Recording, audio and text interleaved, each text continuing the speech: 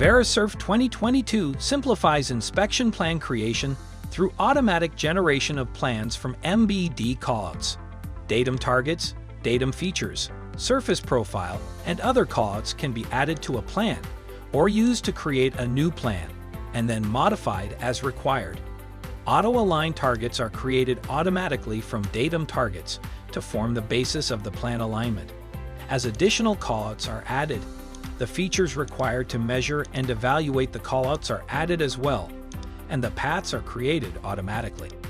To further simplify plan creation, the associative tolerance in the GD&T callouts is automatically applied to the objects in the plan.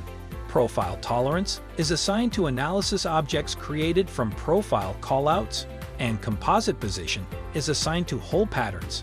This saves time and ensures that the plan satisfies the inspection requirements. Feature control frame images are added for various callouts. These can be viewed in the Automate Manager Details pane, as well as the Report Manager, and they're automatically added to reports to help clarify the results. To see the difference, schedule a demonstration at Verisurf.com. Continue to watch the Verisurf 2022 Feature Highlight series and subscribe to our channel to learn more.